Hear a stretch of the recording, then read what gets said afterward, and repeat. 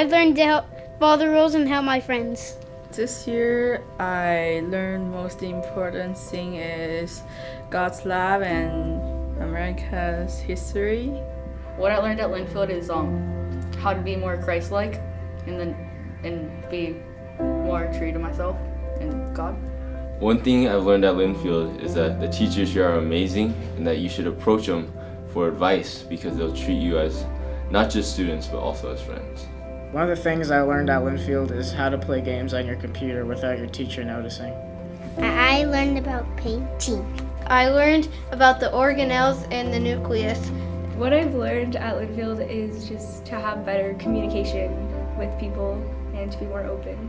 You only have a certain amount of absences, and the number is 9. So don't ever use them too far in advance in the semester, because then you run out and then you're all depressed. What I've learned at being at Linfield is that you need to take the first step on making a relationship, whether it be with a fellow student or a teacher, especially making the step on going to Haiti.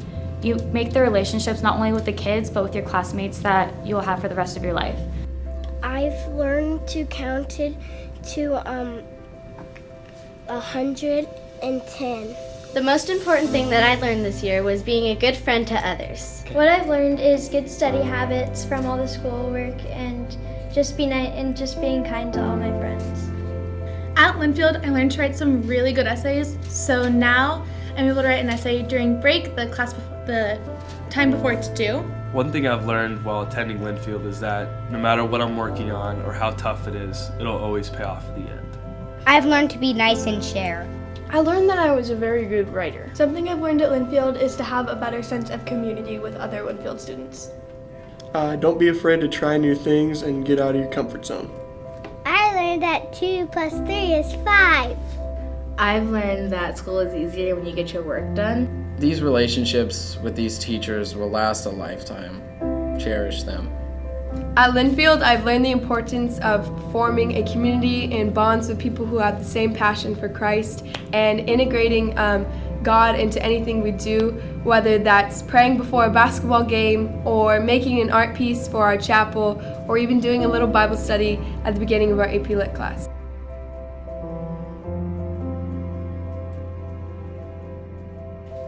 I don't know.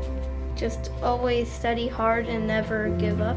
The advice I give is just to work hard and try not to slack off. My advice that I give to other Linfield students would be to take advantage of the adults that we have here and really question and challenge and strengthen your relationship with Christ in a comfortable environment. My advice for Linfield students, especially underclassmen, would be to not be afraid to come up to upperclassmen if you ever need help or have a question in homework or just life stuff.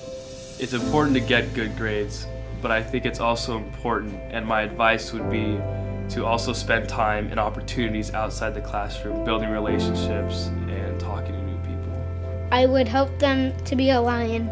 When you're making a story, you can have all the ideas and nothing's wrong. My advice to future middle schoolers is just to be kind to everyone and enjoy middle school while you can. The teachers are always there for you, and that's probably what I've taken away from the most. But the most important relationship that have been able to create here is my relationship with God.